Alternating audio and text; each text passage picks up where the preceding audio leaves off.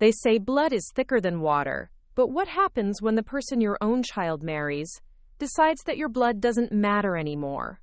What happens when the home you've built with your own hands becomes a prison, and the family you've sacrificed everything for treats you like an unwelcome stranger? My name is Elena Rodriguez, and this is the story of how I discovered that sometimes the people closest to you can be the most dangerous of all. Before we jump back in, tell us where you're tuning in from, and if this story touches you, make sure you're subscribed, because tomorrow I've saved something extra special for you. The morning air in Riverside, Texas carried the scent of mesquite and fresh coffee as I stood in my kitchen. The same kitchen where I'd prepared thousands of meals over the past 35 years. The house on Magnolia Street had been my sanctuary, my pride, my life's work. Every tile I'd chosen myself, every wall I'd painted during long weekends when money was tight, every garden flower I'd planted with my own weathered hands. This wasn't just a house to me. It was the physical manifestation of everything I'd built from nothing. I was 62 years old, a widow of 4 years, and the mother of 2 grown children who I'd raised in this very home after their father Carlos passed away from a heart attack that claimed him too young. At 58, Carlos had been the kind of man who worked 3 jobs to make sure his family never went without, who came home exhausted but still found energy to help with homework and fix broken toys. When he died, I thought my world had ended. But I was wrong. The real end was still coming. My eldest son, Marcus, had always been my gentle giant. At 34, he stood 6 feet tall with his father's kind eyes and my stubborn determination. He worked as a project manager for a construction company in downtown Houston, making the hour commute each day because he said he wanted to stay close to family. Marcus had never married, never even brought a serious girlfriend home, content to focus on his career and help me maintain the house that had become too big for one person but too precious to leave. My daughter Sophia lived 3 hours away in Austin with her husband and 2 young children.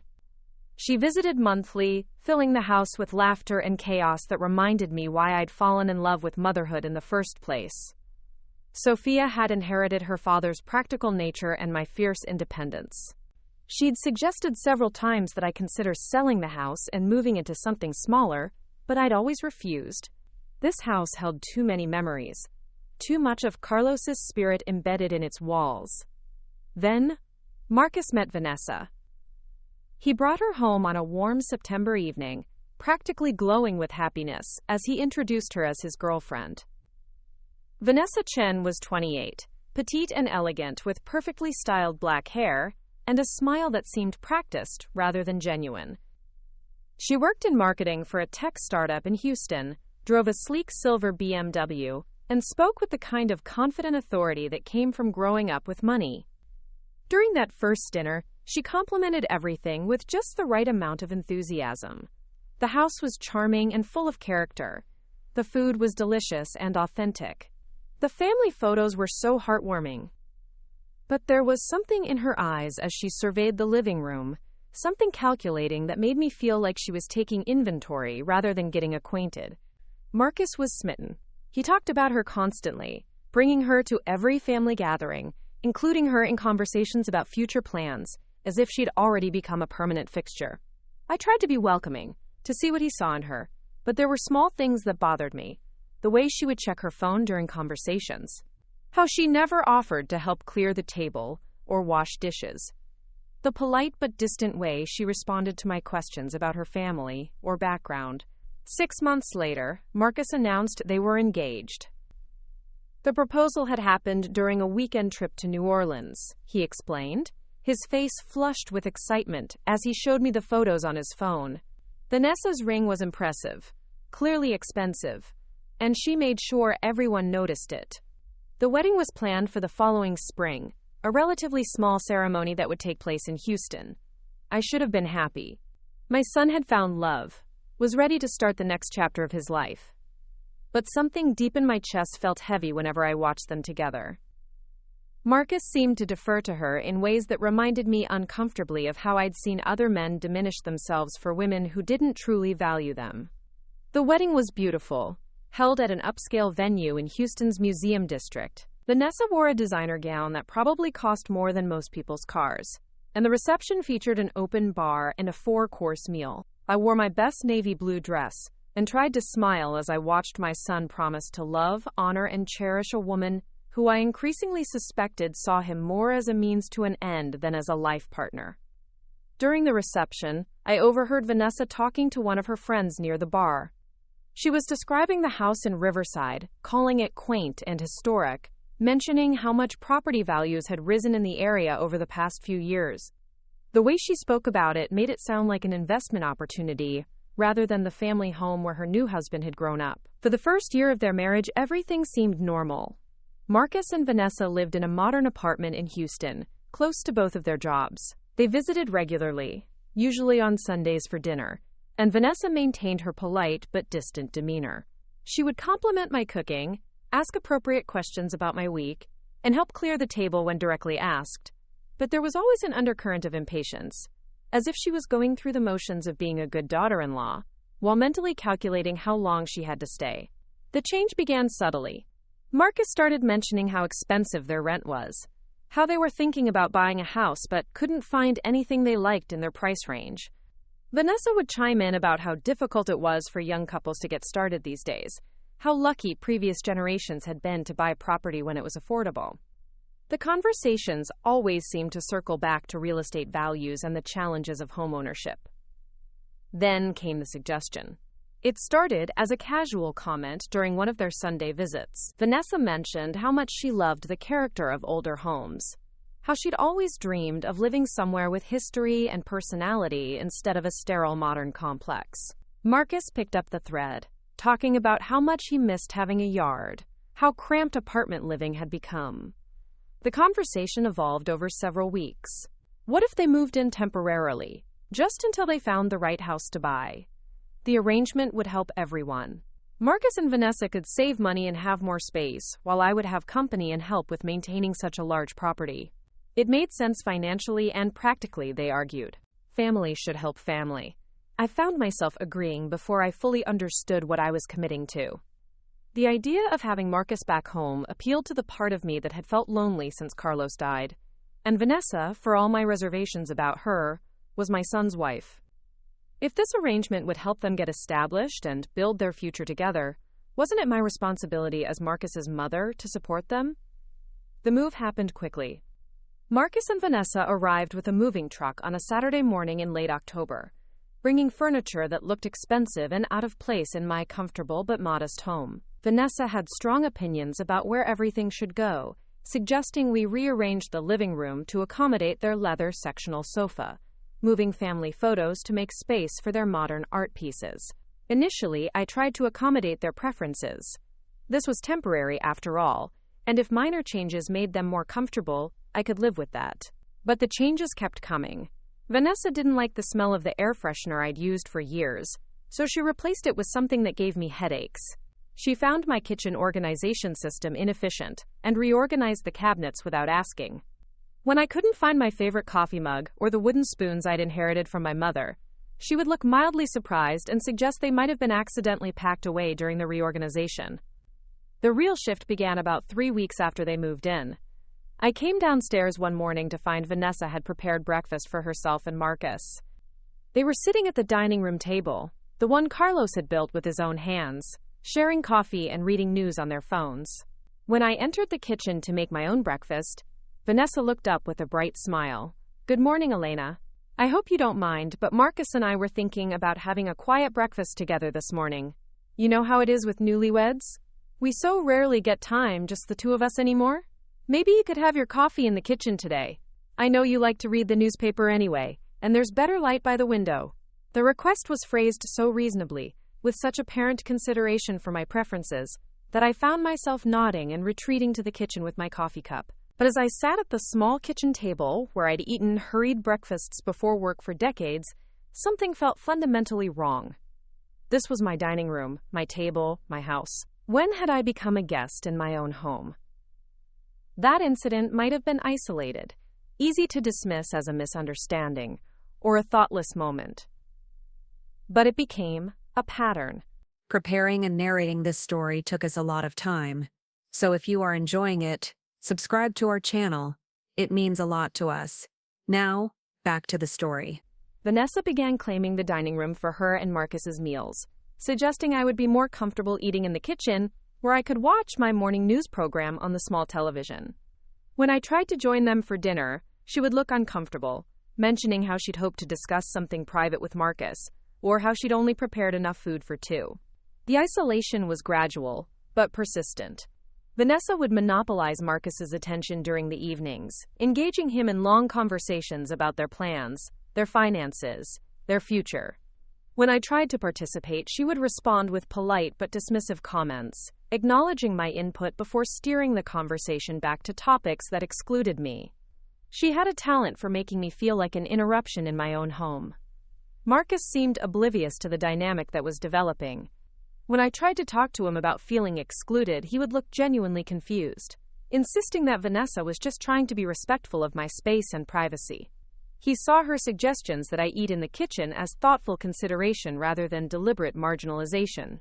When I expressed frustration about the constant changes to the house, he reminded me that this arrangement was temporary and that compromise was necessary when multiple people shared a living space. But I knew this wasn't about compromise. This was about control, about Vanessa systematically establishing herself as the primary resident while reducing me to the status of an unwelcome relative who was tolerated but not truly welcome. Every small change, every gentle suggestion, every polite request was part of a larger strategy to make me feel like a stranger in the home I'd built. The breaking point came during Thanksgiving. Sophia was bringing her family to stay for the long weekend, something we'd done every year since she'd moved to Austin. I was excited to have the house full of family again, to cook the traditional meal that had become our holiday ritual, to watch my grandchildren play in the backyard where their father and uncle had run around as boys. But Vanessa had other plans. 2 weeks before the holiday, she approached me with a concerned expression, explaining that she'd been thinking about the logistics of having so many people in the house. Wouldn't it be stressful for me to cook such a large meal? Wouldn't the noise and chaos be overwhelming? She'd been researching restaurants that served Thanksgiving dinner, places that could accommodate large groups without the hassle of home cooking. When I insisted that I enjoyed cooking for my family, that this tradition was important to me, Vanessa's mask slipped just slightly. Her smile became tighter. Her voice carried a hint of impatience. Of course, she understood my attachment to family traditions, but she was thinking practically. The house would be so crowded with Sophia's family staying over.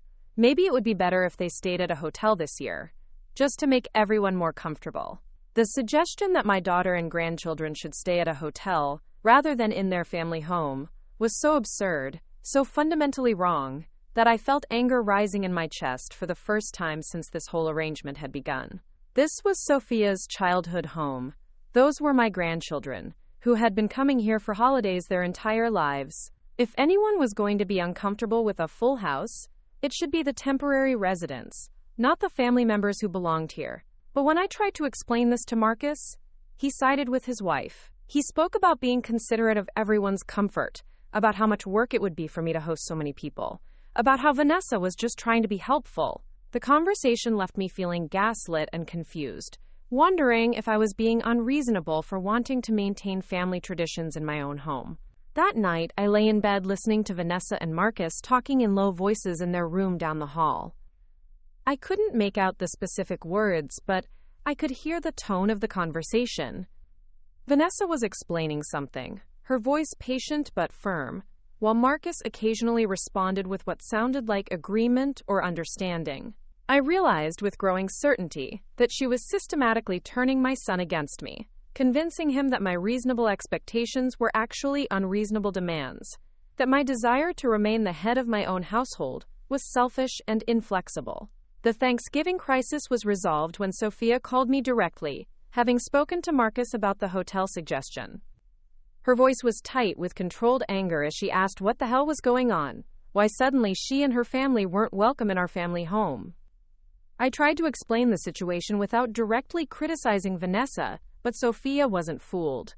She'd sensed something was wrong during previous visits, noticed how I seemed diminished and uncomfortable in my own space. Sophia's call to Marcus was less diplomatic than mine had been. I could hear his side of the conversation from downstairs. his voice rising as she apparently gave him a piece of her mind about allowing his wife to disrespect his mother. By the end of the call, the hotel plan had been abandoned, and Thanksgiving would proceed as it always had. But the victory felt hollow. Vanessa's polite mask had slipped enough during the argument that I'd seen the cold calculation underneath. She looked at me with barely concealed resentment, as if I'd somehow cheated by involving Sophia in what she clearly considered a private battle between us. The realization hit me like a physical blow. This woman saw me as an obstacle to be removed, not as Marcus's mother or as the owner of the house she was living in rent-free. Thanksgiving dinner was tense, despite my best efforts to maintain family harmony. Vanessa played the role of gracious co-hostess, helping serve the meal and engaging Sophia's children in conversation. But there was an undercurrent of hostility that everyone seemed to sense. Sophia kept shooting me questioning looks, clearly wanting to understand the full scope of what was happening but not wanting to create a scene in front of her children. After dinner, while Marcus was outside with his nephews and Vanessa was upstairs making phone calls, Sophia cornered me in the kitchen while we cleaned up. Her voice was low but intense as she asked me to tell her exactly what had been happening since Marcus and Vanessa moved in. As I described the gradual changes, the constant suggestions that I eat in the kitchen, the way Vanessa had tried to exile our family from our own holiday celebration, Sophia's expression grew increasingly dark. "Mom," she said, gripping my hand tightly, "this isn't normal. This isn't how family members treat each other. You own this house. You've been supporting them for months, giving them a place to live rent-free while they save money. The fact that she's making you feel unwelcome in your own home is completely unacceptable." Hearing Sophia validate what I'd been feeling gave me a surge of relief mixed with shame. Relief because I wasn't losing my mind. Wasn't being overly sensitive or unreasonable. Shame because I'd allowed the situation to progress this far. Had accepted treatment that I never should have tolerated. Sophia wanted to confront Marcus immediately, but I begged her to wait. The temporary arrangement was supposed to end soon anyway, I argued. Marcus and Vanessa had been looking at houses, talking about making an offer on a place they'd found in a new development outside Houston. If I could just endure a few more months, they would move out naturally, and I could reclaim my home without creating a permanent rift in the family. But even as I said the words, I suspected they weren't true. The house hunting conversations had become less frequent. The urgency around finding their own place had seemed to diminish. When I asked Marcus about their timeline for moving out, he would give vague answers about waiting for the right opportunity, about wanting to make sure they found the perfect place rather than rushing into something they might regret. The truth, which I was beginning to acknowledge, was that this arrangement was far too convenient for them to abandon voluntarily. They were living in a beautiful house in a desirable neighborhood for free, with someone else handling the maintenance and utilities.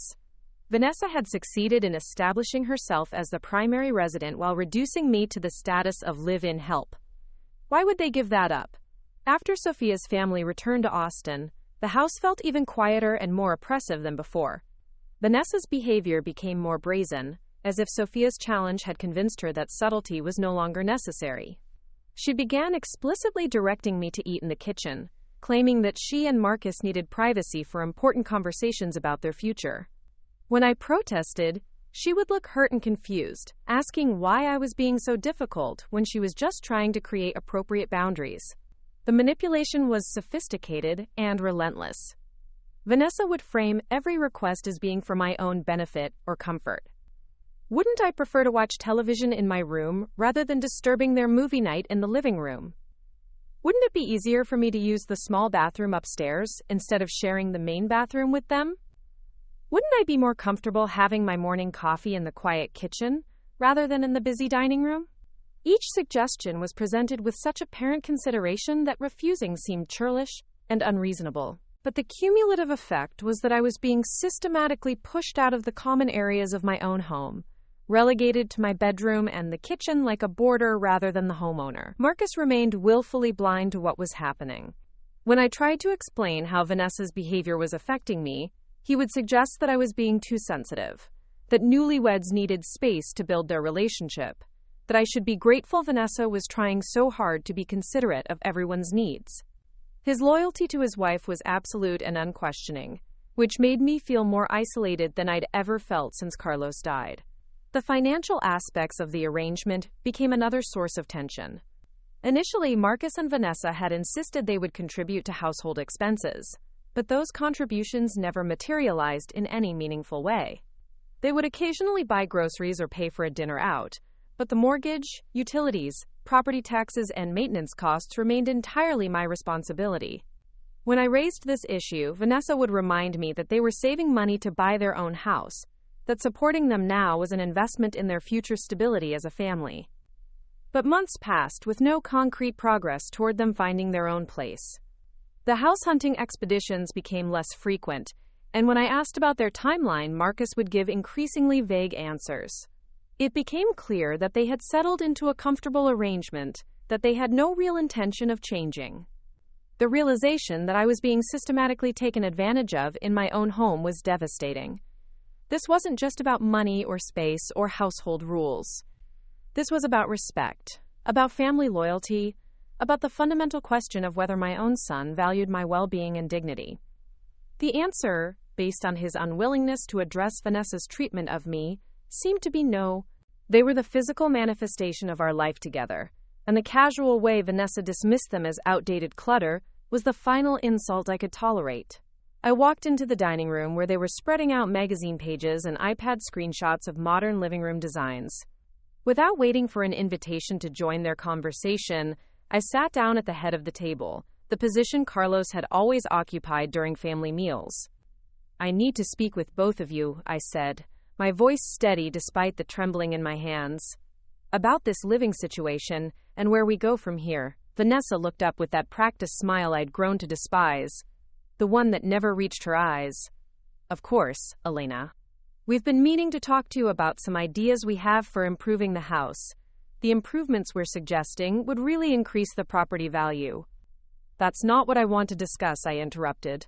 "I want to talk about the fact that I've become a stranger in my own home.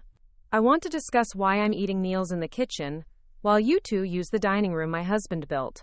I want to understand why my opinions about my own house are treated as suggestions, while yours are treated as decisions." Marcus shifted uncomfortably in his chair, glancing between his wife and me with the expression of someone caught in the middle of something he didn't fully understand. "Mom, we've talked about this. Vanessa and I are just trying to make the space work for everyone. Some compromises are necessary when multiple people share a house." "Compromises," I repeated, tasting the bitterness of the word. "What compromises have you made, Marcus? What part of your lifestyle have you adjusted to accommodate me? Because from where I sit, I've been the only one making compromises, and I'm tired of pretending that's fair." Vanessa's mask slipped slightly, revealing a flash of irritation before she composed herself. "Elena, I understand that change can be difficult, especially at your age. But Marcus and I are trying to build a life together, and that requires some privacy and autonomy. We can't live like children in your house forever." "You're right," I said, surprising them both with my calm agreement. "You can't live like children in my house forever. Which is why I think it's time we discussed your plans for finding your own place." The silence that followed was thick with tension. Marcus looked genuinely shocked, as if the possibility that their arrangement might end had never occurred to him. Vanessa's expression was harder to read, but I caught something calculating in her eyes, as if she was rapidly assessing how to handle this unexpected challenge to their comfortable setup. "Mom," Marcus said finally, "we've been looking at houses, but the market is crazy right now. Everything's overpriced, and we want to make sure we find the right place. We're not just going to rush into buying something we'll regret." "How long have you been looking?" I asked, though I already knew the answer. "Seriously looking? With a real timeline for moving out?" The question hung in the air between us. Marcus opened his mouth to answer, but Vanessa spoke first, her voice carrying a note of wounded surprise. "Elena, are you asking us to leave? Because that feels very sudden. We thought this arrangement was working well for everyone. You've seemed happy to have us here, to have company and help around the house." "Help around the house," I repeated slowly. "What help would that be? Because I'm still paying all the bills, doing all the cleaning, preparing all the meals. The only thing you've helped me with is feeling unwelcome in my own home." Vanessa's composure cracked slightly. "I think you're being unfair. We contribute in ways that maybe you don't recognize." Our presence here provides security, companionship, and Marcus has done plenty of maintenance work around the property. I turned to my son, studying his face carefully. Is that how you see it, Marcus? You think you're doing me a favor by living in my house rent-free, while your wife treats me like hired help? Marcus looked stricken, caught between loyalty to his wife and the growing realization that his mother was deeply unhappy. Mom, I never wanted you to feel that way. If there have been misunderstandings, we can work them out. We're family. Misunderstandings, I said softly. Is that what we're calling it when your wife suggests I eat in the kitchen so you two can have privacy in the dining room? When she decides which rooms I'm welcome in and which ones are off limits? When she talks about renovating my house as if it belongs to her? Vanessa stood abruptly, her chair scraping against the hardwood floor. I think there's been a fundamental miscommunication here. I've been trying to be respectful of your space, while also creating appropriate boundaries for Marcus and me as a married couple. If you've interpreted that as disrespectful, then perhaps we need to have a more honest conversation about expectations. The word expectations hung in the air like a challenge. I realized that this was the moment I'd been unconsciously preparing for, the confrontation that would determine whether I remained a prisoner in my own home or reclaimed the life I'd built. What are your expectations, Vanessa? I asked quietly. For this living arrangement, for this house, for your relationship with me. She looked directly at me, and for the first time since I'd met her, the polite pretense was completely gone. I expect to be treated as an equal member of this household, not as a guest who has to ask permission for everything. I expect Marcus and me to have the privacy and autonomy that any married couple deserves. And I expect decisions about the house to be made collaboratively, considering everyone's needs and preferences.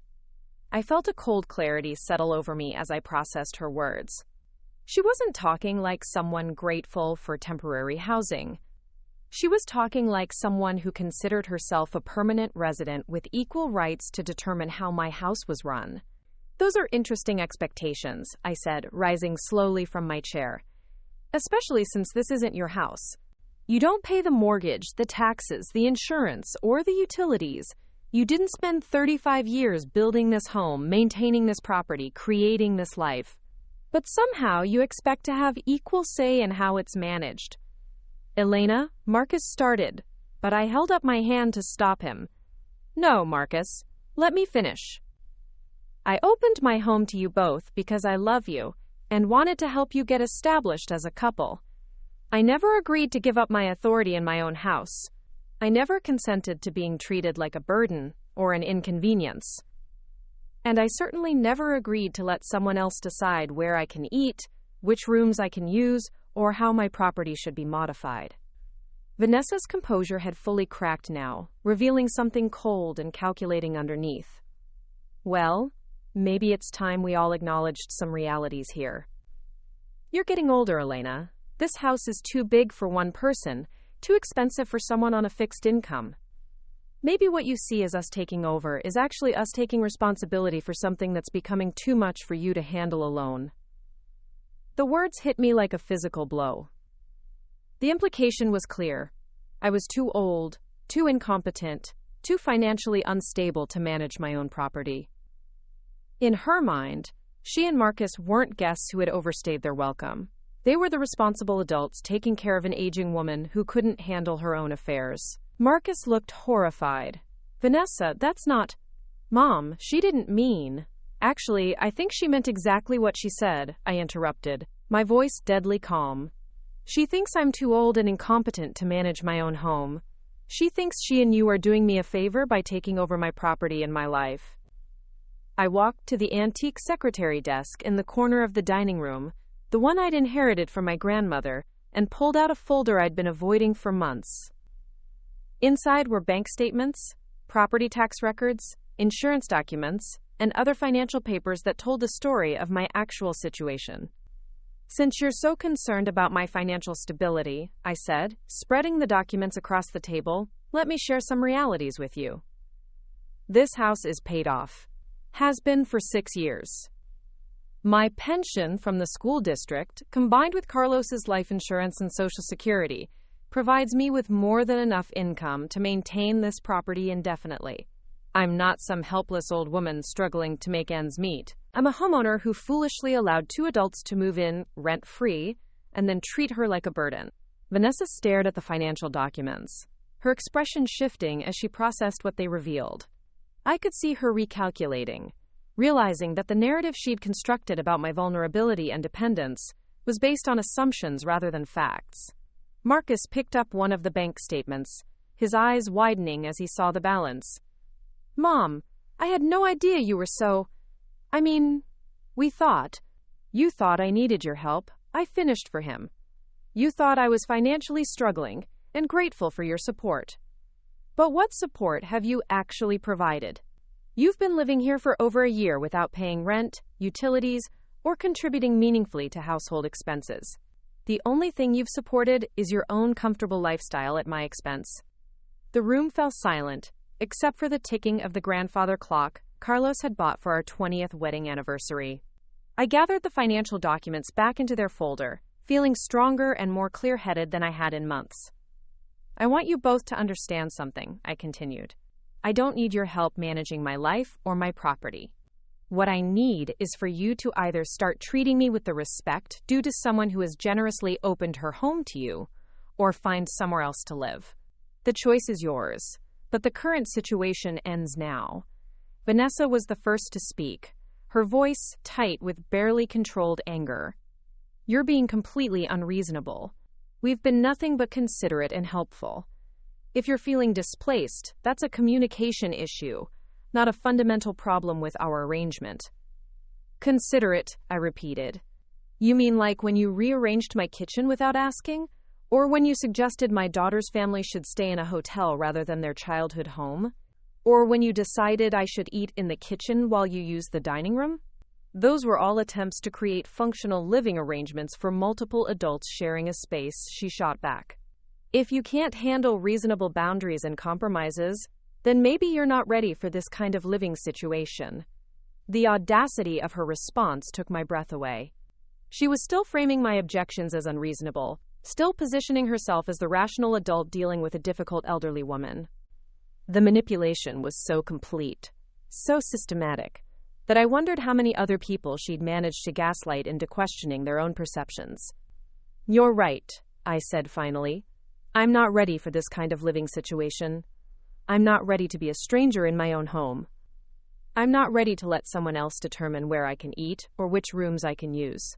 And I'm definitely not ready to subsidize the lifestyle of someone who sees my generosity as weakness and my home as their inheritance. Marcus had been silent during this exchange, his face pale and confused. Now he looked up at me with something like desperation. Mom, please, don't make us choose sides here. We're all family. We should be able to work this out. We are family, I agreed. But family members treat each other with respect. They don't manipulate each other or take advantage of each other's generosity. They don't make each other feel unwelcome in their own homes. I paused, looking directly at my son. Marcus, I love you. I always will. But I won't continue to enable a situation that's destroying my peace of mind and self-respect. If you want to continue living here, there need to be some fundamental changes in how this household operates. What kind of changes? He asked quietly. First, if you're going to live in my house, you need to contribute financially. Not token gestures, but actual monthly payments that reflect the value of what you're receiving. Second, all decisions about the house, from decorating to renovations to household rules, go through me. This is my property, and I have final say over how it's managed. Third, I don't want to hear any more suggestions about where I should eat, which rooms I should use, or how I should live in my own home. Vanessa's laugh was sharp and bitter. So you want us to pay rent and live by your rules like children. That's not a partnership, Elena. That's you being a landlord to your own son. You're absolutely right, I said calmly. I am the landlord. This is my property. If you want the rights and privileges of equal ownership, you need to actually be an owner. Otherwise, you're tenants, and tenants follow the property owner's rules. The truth was out now, stark and unavoidable. For over a year, Vanessa had been operating under the assumption that she could gradually take control of my house through manipulation and persistence. She'd counted on my maternal instincts and conflict avoidance to prevent me from asserting my actual authority as the homeowner. Marcus looked torn between his wife and his mother, caught in a conflict he'd helped create through his passivity and denial. "I want to make this work," he said desperately. "But I can't have my wife feeling unwelcome or disrespected either." "Then maybe you need to choose," I said quietly, "because I won't continue to feel unwelcome and disrespected in my own home. I've spent the last year walking on eggshells, avoiding conflict, trying to keep the peace. But peace that comes at the cost of your own dignity isn't really peace at all." Vanessa stood up, her composure completely shattered now. "Fine. If that's how you want it, then we'll start looking for our own place immediately. But don't expect us to stay here under these conditions." "Good," I said simply. "I think that would be best for everyone." The finality of my response seemed to shock both of them. Marcus stared at me as if I'd become a stranger, while Vanessa looked like she was calculating her next move. The woman who had spent months systematically undermining my authority was discovering that I wasn't as weak or manipulable as she'd believed. "You'll regret this," Vanessa said as she headed toward the stairs. "When you're sitting alone in this big empty house, wondering why your son never visits anymore, remember that you chose pride over family." Her words were designed to hurt, to make me doubt my decision by threatening the loss of my relationship with Marcus. But I'd already considered that possibility during the long nights when I lay awake feeling like a prisoner in my own home. Losing Marcus would be devastating, but losing myself was worse. After they went upstairs, I sat alone in the dining room, surrounded by the silence of my reclaimed space. The grandfather clock continued its steady ticking, marking time in the house where Carlos and I had built our life together, where we'd raised our children, where I'd planned to grow old, surrounded by love and family. The confrontation had been necessary, but it left me feeling drained and uncertain about what would come next. Had I been too harsh? Was there a way I could have handled the situation that wouldn't have created such a definitive break? But even as these doubts surfaced, I knew I'd made the right choice. Self-respect wasn't negotiable, and dignity couldn't be preserved through endless compromise. The next few days passed in tense silence. Marcus and Vanessa spoke to each other in hushed tones, spending most of their time in their bedroom or out of the house entirely. When we encountered each other in the common areas, the interactions were polite but cold. Vanessa no longer made suggestions about my eating arrangements or offered opinions about household management. Marcus looked uncomfortable and sad, caught between competing loyalties he couldn't reconcile. I used the time to think carefully about what I actually wanted. The house felt peaceful again, with the tension temporarily reduced. But I realized that simply returning to the status quo wasn't enough. Too much had happened. Too many boundaries had been crossed. Too much trust had been eroded. Even if Marcus and Vanessa agreed to my terms, I wasn't sure the relationship could be repaired. More importantly, I was beginning to question whether I wanted to repair it. The version of my son who had stood silently while his wife treated me like hired help wasn't the man I'd raised. The Marcus I knew would never have allowed anyone to make his mother feel unwelcome in her own home. Either I'd failed to teach him basic respect and loyalty, or marriage had changed him in ways that made him a stranger to me. A week after our confrontation, Marcus came to find me in the garden, where I was pruning the rose bushes Carlos had planted for our 10th anniversary. His face was drawn and tired, and he looked like he'd aged years in the past few days. "Mom," he said, settling onto the wooden bench beside the flower bed, "I've been thinking about everything you said, about how we've been treating you, about the arrangement, about all of it." I continued pruning, waiting for him to find his words. "I think you're right," he continued quietly. "I think we lost sight of boundaries somewhere along the way. Vanessa can be intense about creating the kind of home environment she wants. And I guess I got caught up in trying to make her happy without thinking about how that was affecting you." The admission was more than I'd expected, but it also felt incomplete. I stopped pruning and looked at him directly. "Marcus, it wasn't just about losing sight of boundaries. Your wife systematically worked to make me feel unwelcome in my own home. She treated my generosity as weakness, and my property as her inheritance.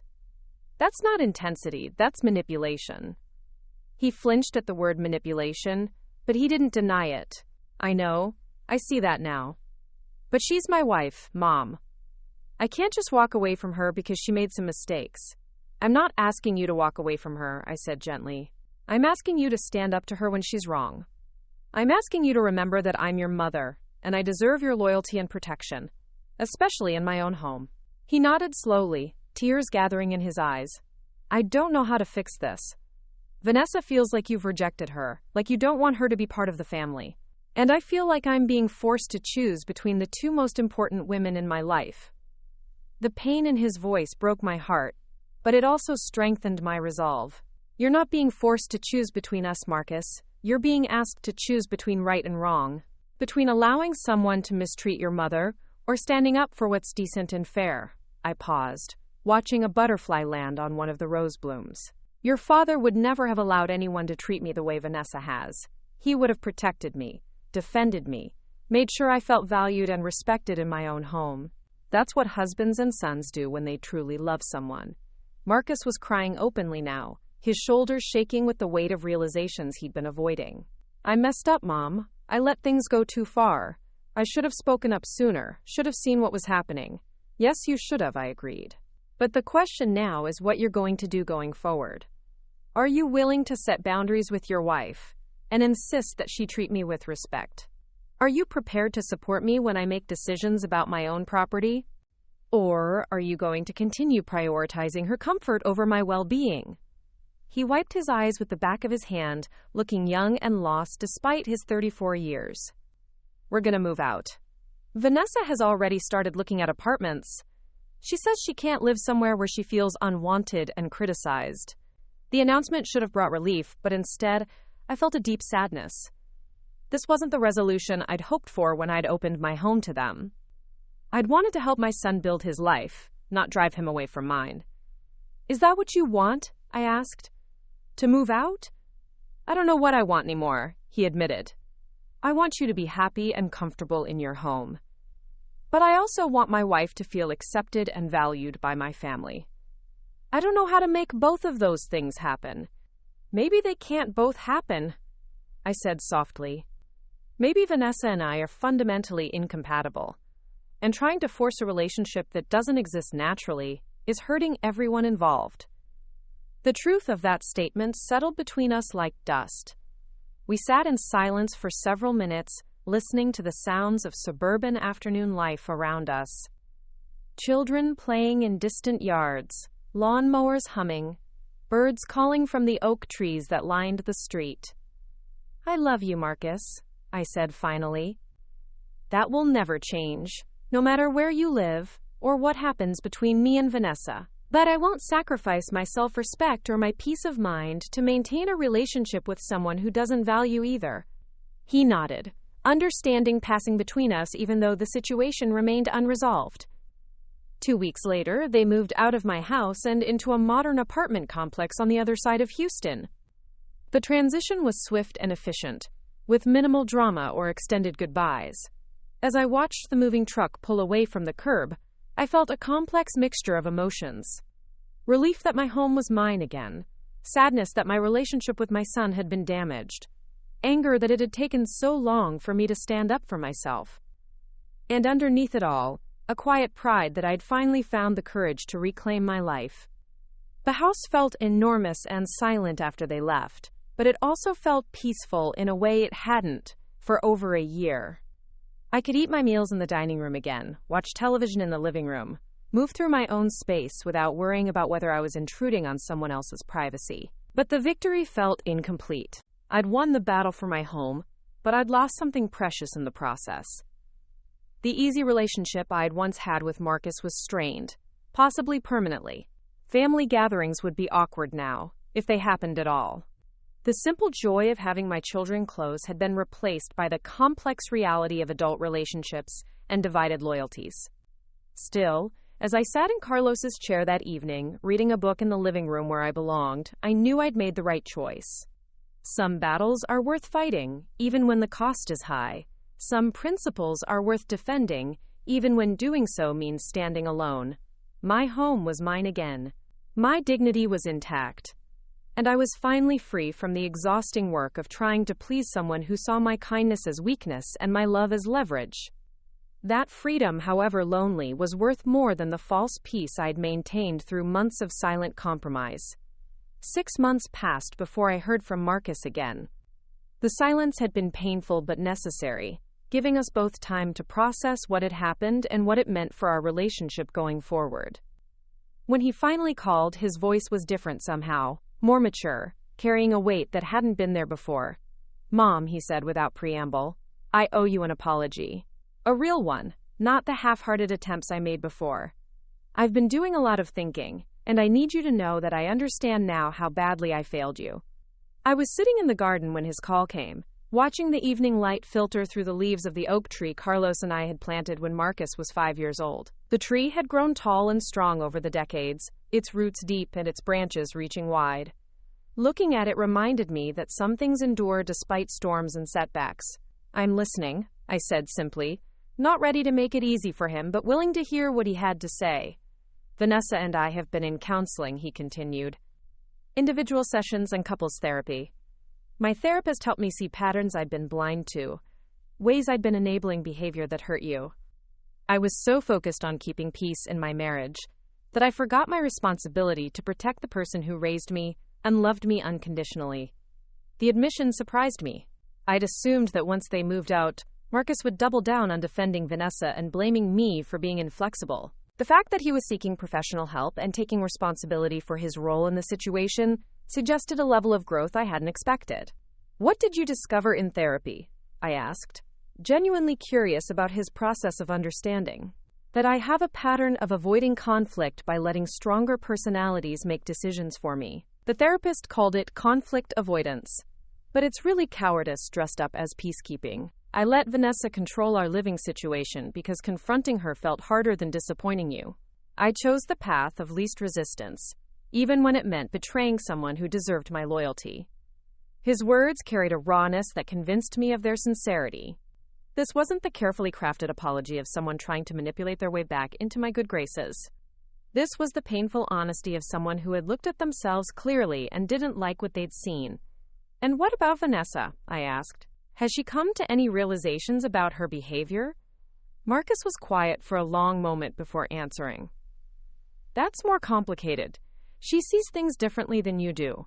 She believes she was trying to create appropriate boundaries, and that you were resistant to sharing space with another woman. She feels like you never gave her a real chance to be part of the family." I felt the familiar stirring of anger at Vanessa's continued refusal to take responsibility for her actions.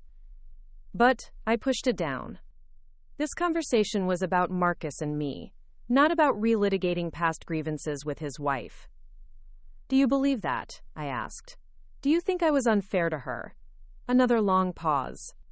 "I think you both could have handled things better. But I also think she crossed lines that shouldn't have been crossed. Making you feel unwelcome in your own home wasn't about boundaries. It was about control. And I should have stopped it the first time it happened." The acknowledgement meant more to me than he probably realized.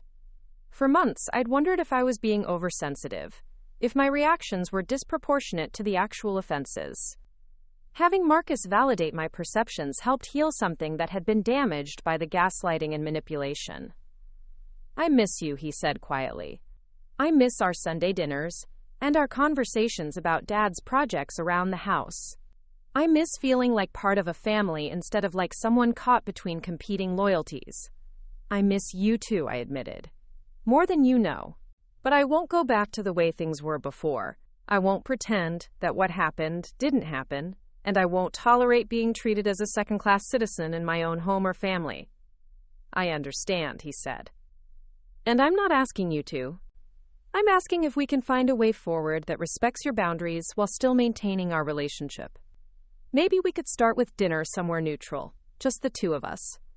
No agenda, no pressure, just a chance to talk like mother and son again." The suggestion was reasonable and non-threatening, a way to test whether we could rebuild trust without the complications of household dynamics or Vanessa's presence. I found myself wanting to say yes, despite the hurt and disappointment that still lingered. "I'd like that," I said. "But I need you to understand that rebuilding our relationship will take time. Trust isn't something that can be restored with a single conversation or apology." "I know," he replied. "I'm prepared for this to be a long process. I just hope you're willing to give me the chance to prove that I've learned from my mistakes. We met the following Saturday at a small Mexican restaurant in downtown Riverside, the kind of place Carlos and I used to visit for date nights, when money was tight and we needed to feel like we were escaping our everyday responsibilities. Marcus arrived first, already seated at a corner table when I walked in. He stood to hug me, and I was struck by how much older he looked, as if the past months had aged him beyond their actual passage. Over chips and salsa, we talked carefully around the edges of our situation before gradually moving toward more substantive topics. Marcus told me about his work, about projects he was managing and challenges he was facing. I shared updates about Sophia and her children, about neighbors and community activities he'd always shown interest in. Slowly, the conversation began to feel more natural, more like the easy relationship we'd once shared. When he asked about how I was adjusting to living alone again, I surprised myself by being honest about both the relief and the loneliness. It's peaceful, I told him. I can move through my own space without worrying about anyone else's comfort or preferences. But it's also quiet in ways that sometimes feel empty rather than serene. Have you thought about what you want for the future? He asked. I mean, long term. Do you want to stay in the house indefinitely? Or are you open to other possibilities? The question caught me off guard. Not because it was inappropriate, but because I hadn't really considered alternatives to simply continuing as I was. For so long, my focus had been on reclaiming my space and autonomy that I hadn't thought beyond that immediate goal. I love the house, I said slowly. It holds so many memories of your father and our life together. But I'm also realizing that a house is just a structure. Home is about feeling safe and valued and free to be yourself. If I can have those things somewhere else, maybe I don't need to cling so tightly to the physical space. Marcus nodded thoughtfully. I've been thinking about that too. About the difference between holding on to things and holding on to what matters. The house was important to you and Dad, but what made it special was the family you built there, not the building itself. Our conversation continued for nearly 3 hours, covering territory we hadn't explored in years. Marcus talked about his marriage with a candor that surprised me, acknowledging challenges and conflicts he'd previously hidden behind a facade of newlywed happiness. I shared thoughts about aging and independence that I'd never voiced to my children, concerns about becoming a burden while also fears about losing my autonomy. When we finally parted ways, I felt cautiously optimistic about the possibility of rebuilding our relationship. Marcus had demonstrated genuine growth and self-awareness, and his willingness to take responsibility for his mistakes suggested that he'd learned important lessons from our crisis. The dinner became a regular weekly occurrence. Every Saturday evening, Marcus and I would meet at different restaurants around Riverside and Houston, gradually reconstructing the easy communication we'd once shared.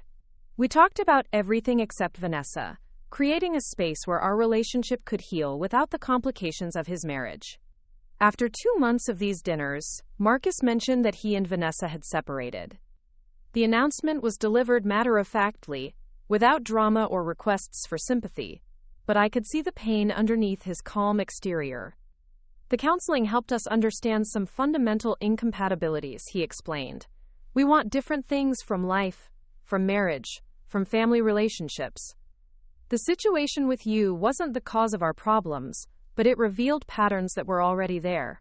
I'm sorry, I said, and meant it. Despite everything that had happened, I didn't take pleasure in the dissolution of his marriage. I'd wanted Vanessa to treat me with respect, not for Marcus to lose his wife. Don't be sorry, he replied. It was the right decision for both of us. We were trying to force something that wasn't working, and that wasn't fair to either of us. Sometimes the kindest thing you can do is acknowledge when a relationship isn't meant to last. The divorce proceedings were swift and relatively amicable.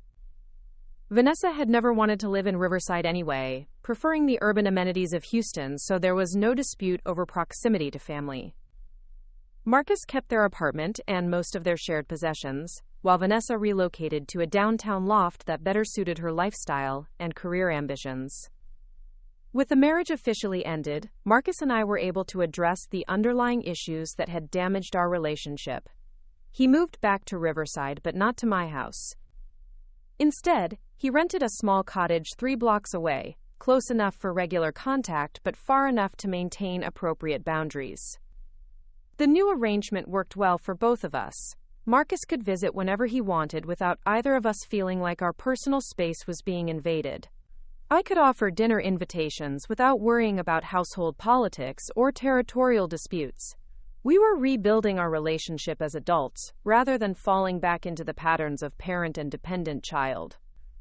One evening in late spring, as we sat on my back porch watching the sunset paint the sky in shades of orange and pink, Marcus brought up a topic we'd been dancing around for weeks. "Mom," he said, "I've been thinking about something, and I want to run it by you before I make any decisions."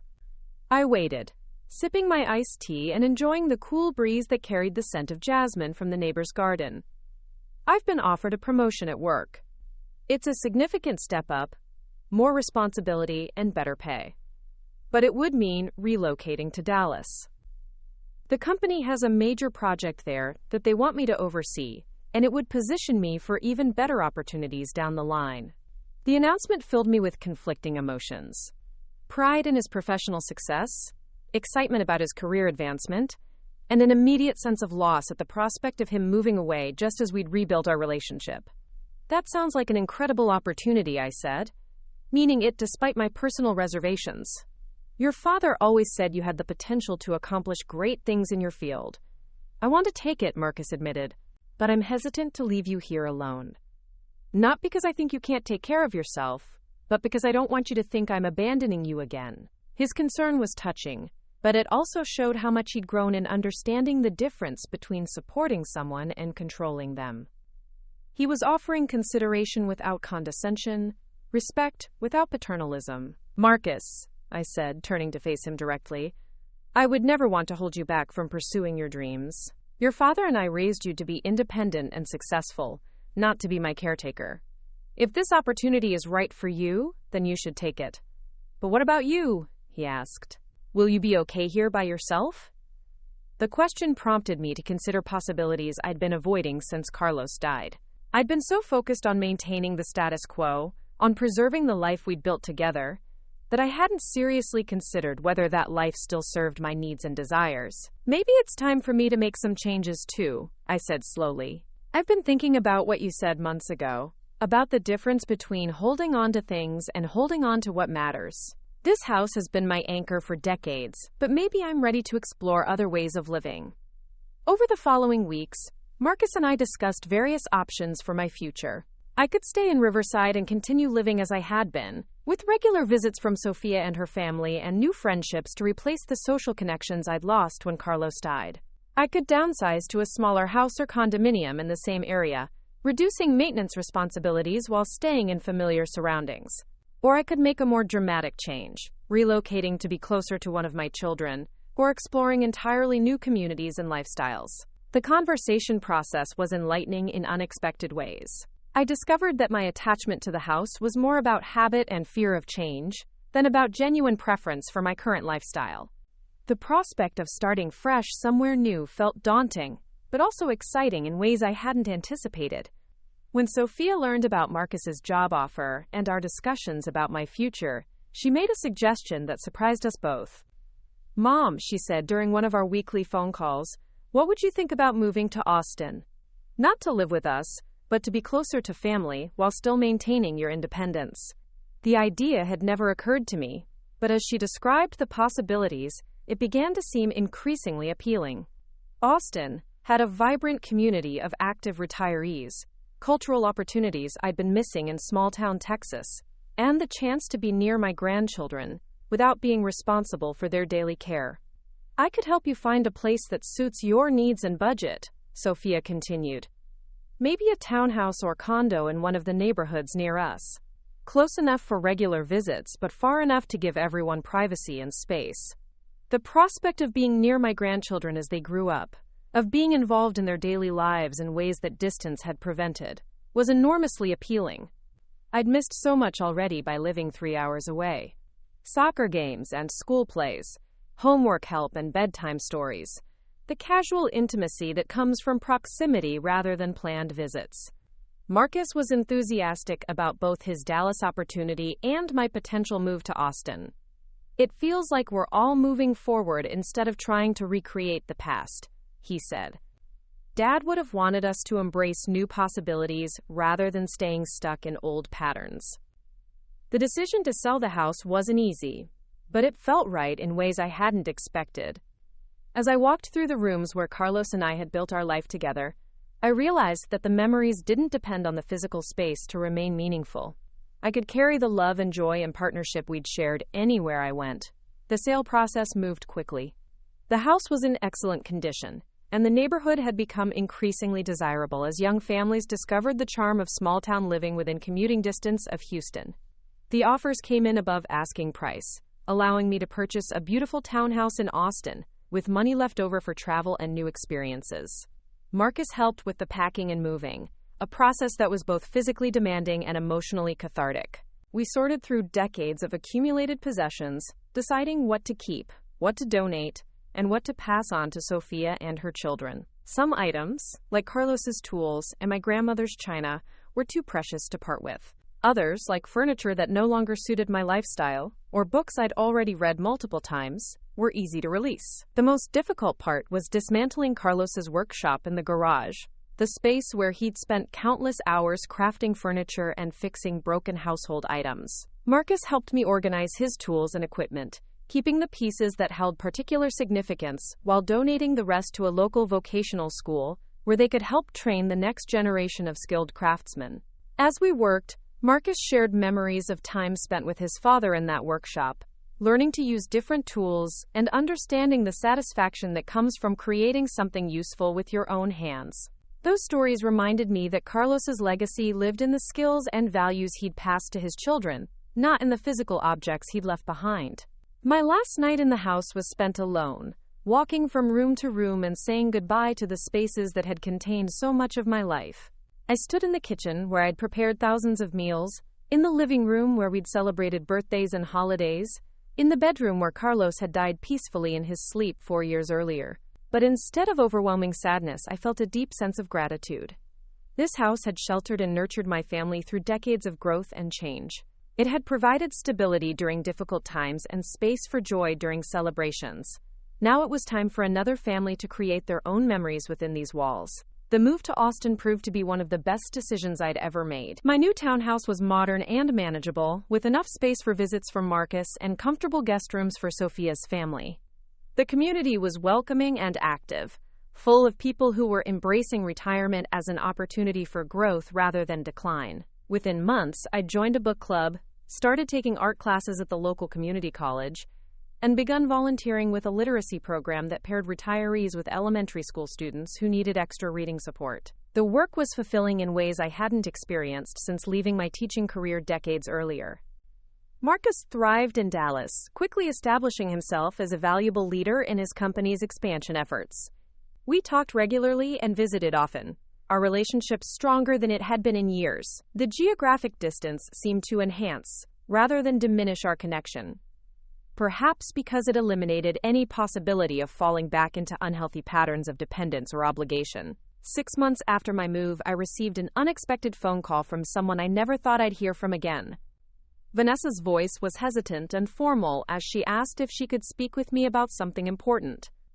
"Elena," she said, "I know this might seem strange, but I wanted to apologize to you. Not because Marcus asked me to, or because I want anything from you, but because I've been doing my own work in therapy and I realize I owe you an apology."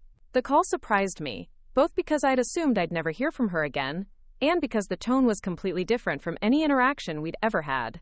Gone was the calculated politeness and barely concealed condescension. In its place was something that sounded like genuine humility. "I'm listening," I said, echoing the words I'd spoken to Marcus months earlier. "I was wrong about a lot of things," she continued. "I came into your home with assumptions about what our relationship should look like, and when reality didn't match my expectations, I tried to force changes instead of adapting to the situation. I made you feel unwelcome in your own house, and that was inexcusable." The apology was more comprehensive than anything I'd expected from her. She acknowledged specific behaviors that had hurt me, took responsibility for the manipulation and boundary violations, and expressed understanding of how her actions had affected my relationship with Marcus. "I also want you to know," she added, "that the problems in my marriage to Marcus weren't your fault. We had fundamental incompatibilities that would have surfaced eventually, regardless of our living situation. I used the conflict with you as a way to avoid addressing deeper issues in our relationship, and that wasn't fair to anyone involved. Her honesty was refreshing, even though it came too late to change what had happened between us. The apology didn't erase the months of frustration and hurt, but it did provide a sense of closure I hadn't realized I needed. "Thank you for calling," I said. "I appreciate your honesty, and I accept your apology. I hope you're building a life that makes you happy." "I am," she replied. "I'm learning to be more direct about what I need, instead of trying to manipulate situations to get what I want. It's harder but healthier for everyone involved." After we hung up, I reflected on how much had changed since that terrible morning when I'd sat in my kitchen feeling like a prisoner in my own home. The crisis had forced all of us to confront uncomfortable truths about ourselves and our relationships. While the process had been painful, it had ultimately led to growth and positive change for everyone involved. Marcus had learned to set boundaries and prioritize his core relationships over conflict avoidance.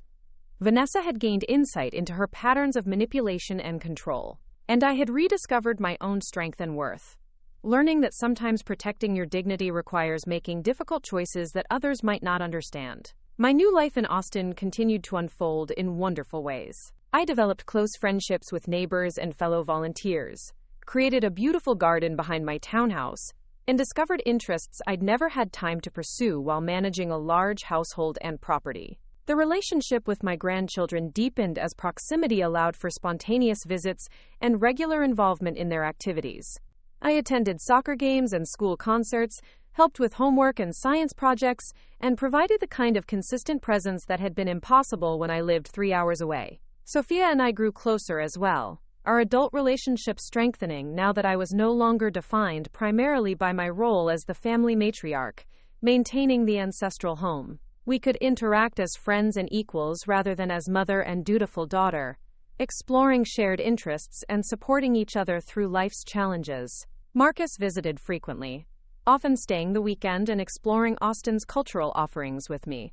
Our conversations had regained the easy intimacy we'd shared when he was younger, before marriage and adult responsibilities had complicated our dynamic. We talked about his career ambitions, my new activities and friendships, and memories of Carlos that felt celebratory rather than melancholy. One evening, as we sat on my patio sharing a bottle of wine and watching the sunset over the Austin skyline, Marcus brought up a topic that surprised me. "Mom," he said, "I've been thinking about dating again. It's been over a year since the divorce, and I feel ready to explore new relationships. But I want to handle things differently this time." "I'm glad you're ready to open your heart again," I said. "What do you mean about handling things differently?" "I want to be more selective about the kind of person I get involved with, more aware of red flags and incompatibilities before they become serious problems.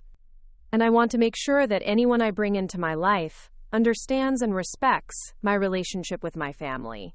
The conversation revealed how much Marcus had learned from his marriage to Vanessa. He was approaching future relationships with greater self-awareness and clearer boundaries, determined not to repeat the mistakes that had nearly cost him his relationship with me. "Most importantly," he said, "I want to make sure I never again prioritize keeping peace over protecting the people I love. You deserved better from me, and any future partner needs to understand that my loyalty to family isn't negotiable." His words filled me with pride and relief. The crisis we'd weathered had ultimately strengthened his character and clarified his values in ways that would serve him well in all future relationships. 2 years after moving to Austin, I celebrated my 65th birthday surrounded by friends and family in my townhouse garden. Marcus came from Dallas, Sophia's family was there, and several of my new Austin friends joined the celebration. As I looked around at the group gathered to mark this milestone, I felt profound gratitude for the unexpected turns my life had taken. The woman who had felt trapped and diminished in her own home had been replaced by someone confident and engaged, building new relationships and pursuing interests that brought joy and purpose. The house in Riverside, which had once seemed essential to my identity, had been successfully replaced by a community and lifestyle that better suited this stage of my life. During the birthday celebration, Sophia pulled me aside to share some news. "Mom," she said, her eyes bright with excitement, "I wanted you to be the first to know. We're pregnant again, the baby's due in the spring, And we can't wait for you to meet your newest grandchild." The announcement filled me with joy that was intensified by the knowledge that I would be present for this grandchild's early years in ways I'd missed with Sophia's older children. I could help with babysitting and childcare, could be the kind of involved grandmother I'd always wanted to be but couldn't manage from a distance. As the evening wound down and guests began to leave, Marcus lingered to help with cleanup and spend a few more hours together. We worked comfortably in the kitchen, loading the dishwasher and storing leftover food, falling into the easy rhythm of shared domestic tasks. "You know," he said as we finished putting away the last of the dishes, "I think Dad would be proud of how we've all turned out. The choices we've made, the way we've handled the challenges life has thrown at us." "I think he would too," I agreed. He always said that strength wasn't about avoiding problems but about how you handle them when they come. We've proven we can weather storms and come out stronger on the other side. As Marcus prepared to drive back to Dallas the next morning, we stood in my front garden admiring the flowers I'd planted the previous spring. The garden was still young, but it was already showing promise of the beauty it would become with time and care. "It's funny," I said, looking at the emerging blooms.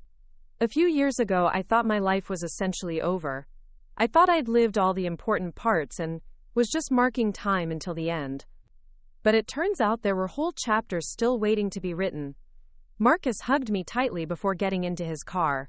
"I'm proud of you, Mom, for having the courage to stand up for yourself, for being willing to start over, for showing all of us what resilience looks like." As I watched him drive away, I reflected on the journey that had brought me to this moment.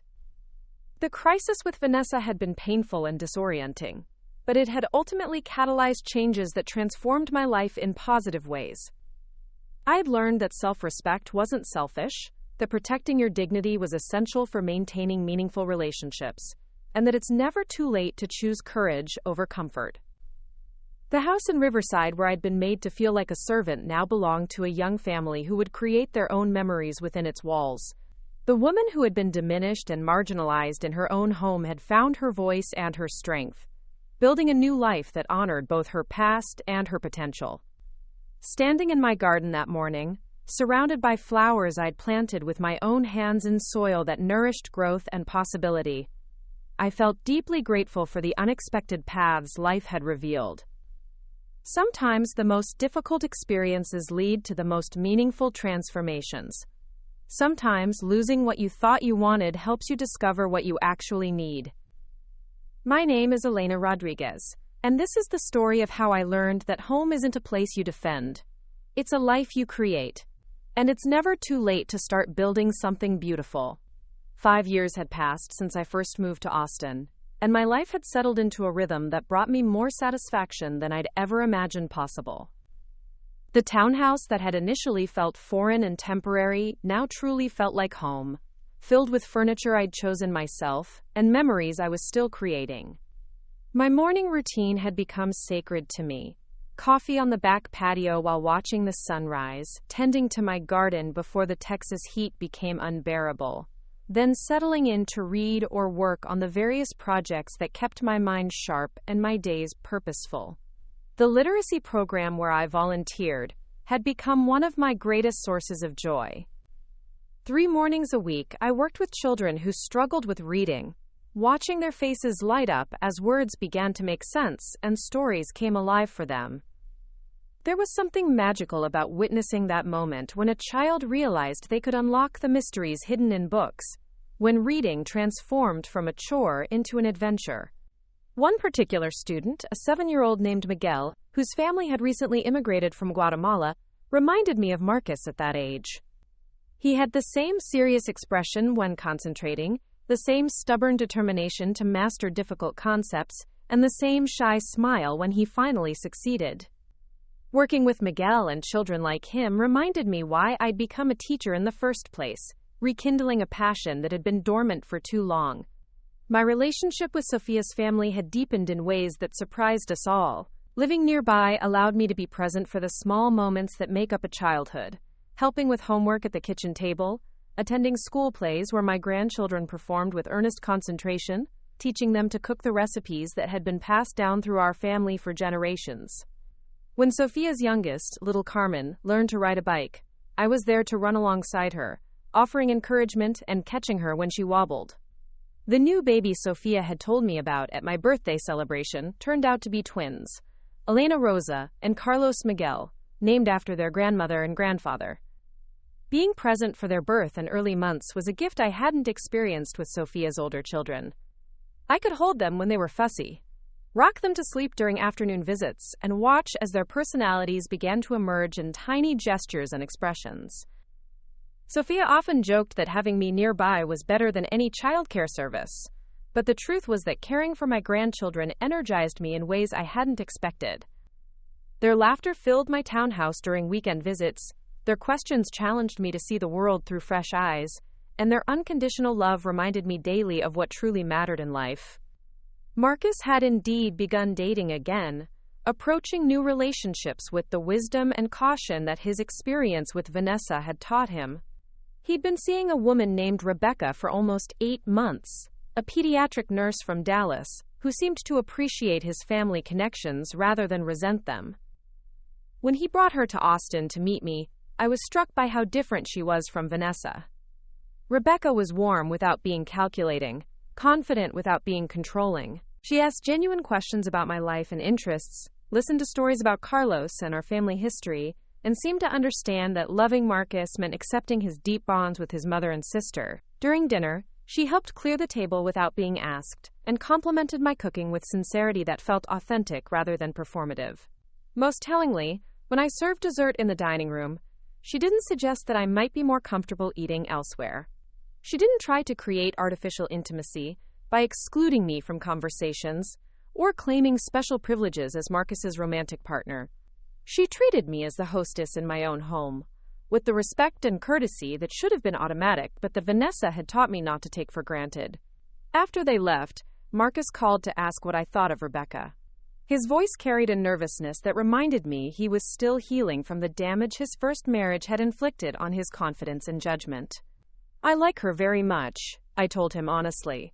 "She seems to see you clearly and appreciate you for who you are.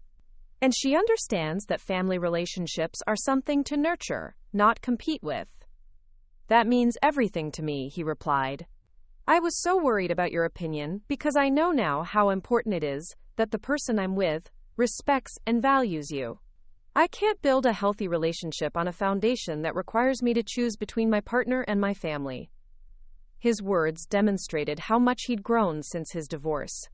The man who had once prioritized avoiding conflict over protecting his mother now understood that some boundaries were non-negotiable. Any woman who wanted to be part of his life would need to accept that his family relationships were precious to him and deserving of respect. Marcus and Rebecca became engaged the following spring, and this time the celebration felt entirely different from his first wedding. Instead of an elaborate affair designed to impress strangers, they planned an intimate ceremony in Austin's Zilker Park, surrounded by family and close friends who had supported their relationship from the beginning. Rebecca asked me to help her choose flowers for the bouquet, seeking my advice about which blooms would hold up best in the Texas heat and which colors would complement her dress. The request felt like a genuine desire to include me in their special day, rather than an obligation she was fulfilling. When she asked if I would do a reading during the ceremony, I was touched by her desire to give me a meaningful role in their wedding. The ceremony itself was beautiful in its simplicity. Marcus looked happier and more relaxed than I'd ever seen him, while Rebecca glowed with joy that seemed to radiate from within. As I read the passage they'd chosen about love being patient and kind, I thought about how different this wedding felt from his first one. This wasn't a performance or a social obligation. This was a celebration of two people who had found genuine partnership and compatibility. During the reception, which was held in Sophia's backyard under string lights and flowering trees, I watched Marcus dance with his new wife and felt profound gratitude for the journey that had brought us all to this moment. The crisis with Vanessa had been painful, but it had ultimately led to growth and healing that made this happiness possible. Rebecca fit seamlessly into our family dynamics, enhancing rather than disrupting the relationships we'd worked so hard to rebuild. She and Sophia became friends, bonding over shared interests in gardening and cooking. She was wonderful with the grandchildren, playing games and reading stories with the kind of patience that suggested she genuinely enjoyed their company. Most importantly, she seemed to understand that her marriage to Marcus was enhanced by his strong family connections rather than threatened by them. She encouraged our weekly phone calls and regular visits, often suggesting activities we could all enjoy together. When the twins celebrated their first birthday, Rebecca spent hours helping me prepare traditional Mexican dishes for the party, learning family recipes with enthusiasm and respect for their cultural significance. About 6 months after the wedding, Rebecca surprised me with a request that touched me deeply. "Elena," she said during one of their visits, "I was wondering if you'd be willing to teach me how to make Carlos's favorite tamales. Marcus has told me so many stories about Christmas mornings when you'd spend days preparing them, and I'd love to carry on that tradition." The request meant more to me than she probably realized.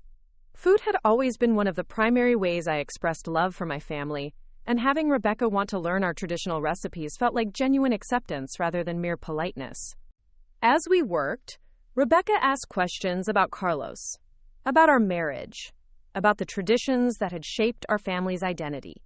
Her interest felt authentic, and I found myself sharing stories I hadn't told in years, memories that came alive in the telling. By the end of the day, we'd made enough tamales to feed both families, and Rebecca had gained not just a recipe but an understanding of the love and history that infused our family traditions. The following Christmas, Rebecca and Marcus hosted the celebration at their new house in Dallas, and she proudly served the tamales she'd learned to make. Watching my son's face as he tasted them, seeing his surprise and delight at the familiar flavors, I felt a deep satisfaction.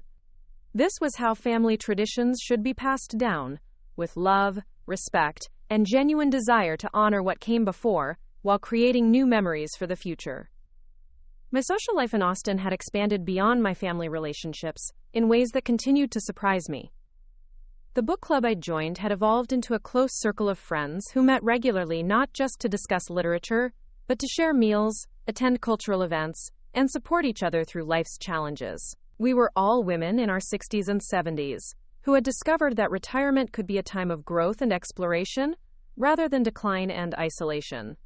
One of my closest friends was Margaret, a retired professor who had moved to Austin from Chicago to be near her daughter's family. Like me, she'd experienced the challenge of maintaining independence while staying connected to adult children who wanted to help but sometimes didn't understand the difference between support and control. Our conversations about aging, family dynamics, and personal autonomy helped me process my own experiences and gain perspective on the universal challenges of growing older in a youth-obsessed culture. Margaret and I often traveled together, taking trips to places neither of us had visited during our years of focusing on family and career responsibilities. We explored the art museums of Santa Fe, hiked in the mountains of Colorado, and even took a 2-week tour of Italy that had been on my bucket list since Carlos and I had dreamed of visiting Europe together. These adventures reminded me that my life wasn't winding down, but entering a new phase of possibility. I was healthier and more financially secure than many people my age, with grown children who were successfully building their own lives. Instead of sitting at home feeling sorry for myself or dwelling on past disappointments, I could embrace new experiences and relationships that enriched my understanding of the world and my place in it. The literacy program where I volunteered had expanded to include adult education services, and I'd been asked to help coordinate a new initiative teaching English to recent immigrants. The work was challenging in different ways, from helping children learn to read, requiring patience and creativity as I worked with adults who often felt embarrassed about their language difficulties. One of my students was Maria, a woman about Sophia's age who had left everything behind in Honduras to seek a better life for her 3 children.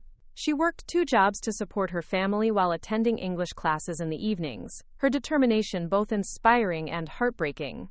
As I helped her practice pronunciation and grammar, I thought about my own grandmother, who had faced similar challenges when she immigrated to Texas as a young woman.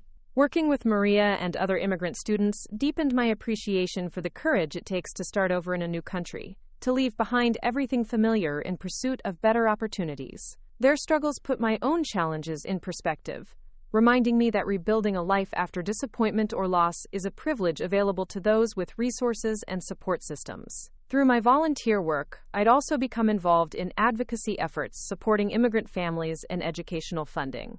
I testified at city council meetings about the importance of adult literacy programs, wrote letters to newspapers about immigration policy, and participated in fundraising events for organizations serving refugee families. This political engagement was something new for me. During my years as a young mother and teacher, I'd been too busy with daily responsibilities to become involved in community activism. Now, with more time and life experience, I felt compelled to use my voice and resources to support causes that aligned with my values. The work gave me a sense of purpose that extended beyond my personal relationships and interests. I was contributing to positive change in my community while learning from people whose experiences were vastly different from my own. The immigrant students I worked with taught me as much as I taught them, sharing perspectives on resilience, family loyalty, and the pursuit of opportunity that enriched my understanding of what it means to build a meaningful life. As I approached my 70th birthday, I reflected on how dramatically my life had changed since that terrible period when I'd felt like a prisoner in my own home. The woman who had been made to eat in the kitchen like a servant had become someone confident enough to speak at public meetings and advocate for social justice causes. The mother who had nearly lost her relationship with her son had helped him find the strength to build a healthy marriage with a woman who valued family connections. Most significantly, I had learned that self-respect wasn't something that could be given or taken away by others. It was a choice I had to make daily, a commitment to honoring my own worth, regardless of how others chose to treat me. The crisis with Vanessa had forced me to confront my own patterns of avoiding conflict and seeking approval at the cost of my dignity. The lessons I'd learned extended far beyond family relationships. In my volunteer work, I'd encountered situations where administrators or other volunteers had tried to dismiss my contributions or minimize my expertise because of my age.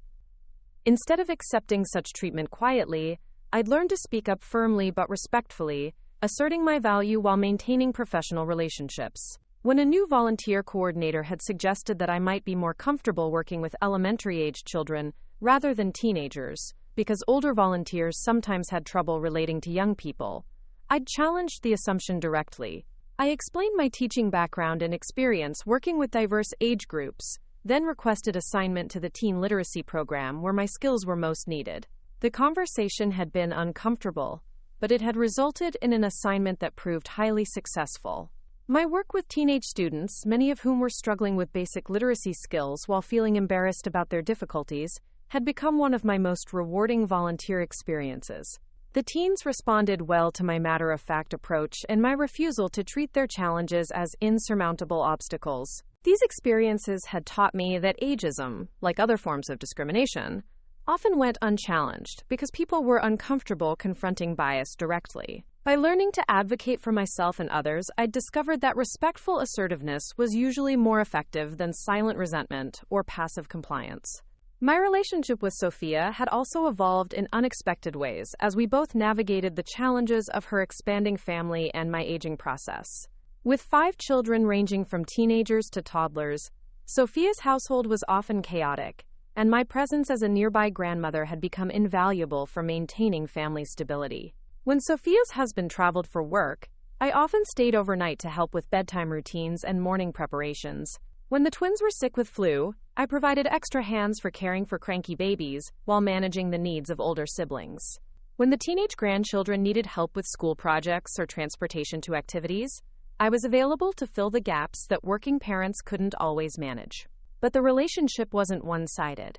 Sophia and her family provided me with purpose and connection that enriched my life immeasurably. Family dinners at their house filled with laughter and conversation reminded me why I'd loved being a mother. Attending my grandchildren's school events and sports activities gave me pride and joy that transcended my own accomplishments. Most importantly, being actively involved in my grandchildren's daily lives allowed me to pass on values and traditions that might otherwise be lost in the rush of modern family life.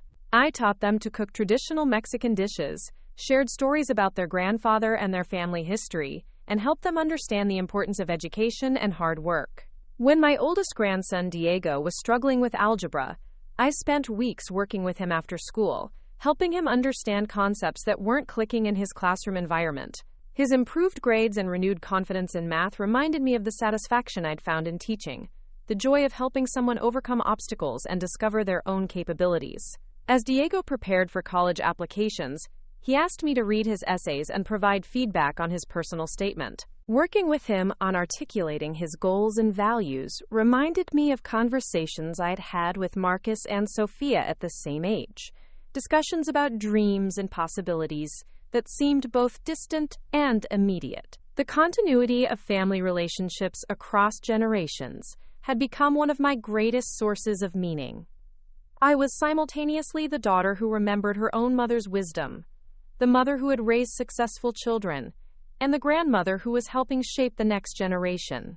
Each role informed the others, creating a sense of purpose that transcended individual achievements or disappointments. My health had remained excellent throughout my 70s, partly due to good genetics, but also because of lifestyle choices I'd made consciously. Regular exercise through gardening and walking, a diet rich in fresh vegetables and traditional foods, and the mental stimulation of learning new skills and engaging with diverse people had kept me physically and cognitively sharp. Regular checkups with my doctor in Austin confirmed that I was aging successfully, with no chronic conditions that limited my activities or independence. My blood pressure was normal, my cholesterol levels were healthy, and my bone density remained strong enough to support an active lifestyle. When friends my age complained about various ailments and limitations, I felt grateful for my continued vitality, while remaining aware that health could change quickly at any age. This awareness of my mortality had influenced my approach to planning for the future. I'd updated my will and advanced directives to reflect my current circumstances and values, ensuring that my wishes would be clear if I became unable to make decisions for myself. I'd also had frank conversations with Marcus and Sophia about my preferences for end-of-life care, discussing scenarios that were difficult but necessary to address. Most importantly, I'd made peace with the reality that my remaining years were limited and precious.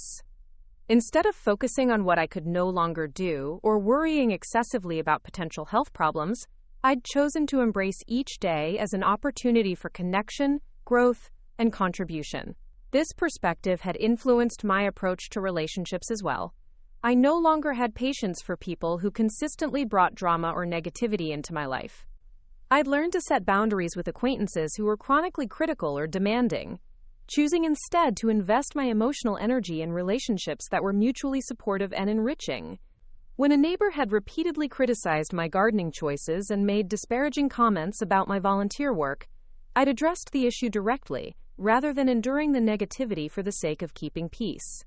I'd explained that while I respected her right to her opinions, I wouldn't continue to spend time with someone who consistently undermined my confidence and choices. The conversation had been awkward, but it had resulted in a much more pleasant living environment. The neighbor had either modified her behavior or found other people to engage with her complaints. Either way, I no longer dreaded encounters in our shared outdoor spaces or felt obligated to endure criticism disguised as concerned advice. These experiences had reinforced my understanding that self-respect required active maintenance. It wasn't enough to demand respect from family members during crisis situations. It required daily choices about which relationships to nurture, which activities to pursue, and which battles were worth fighting. As I sat in my garden on a warm Austin evening, surrounded by flowers I'd planted and tended with my own hands, I reflected on the journey that had brought me to this peaceful moment. The house in Riverside, where I'd once felt like a servant, was now home to a young family who sent me updates about their children and invited me to visit whenever I was in the area. The woman who had been diminished and marginalized in her own home had found her voice and used it to advocate for herself and others. The mother who had nearly lost her relationship with her son had helped him build the emotional intelligence necessary for a healthy marriage and successful career. Most significantly, I had learned that home wasn't a place to be defended but a life to be created. And at 70, surrounded by family and friends who valued my contributions and respected my autonomy, I felt more at home than I ever had before. Up next, you've got 2 more standout stories right on your screen. If this one hit the mark, you won't want to pass these up. Just click and check them out.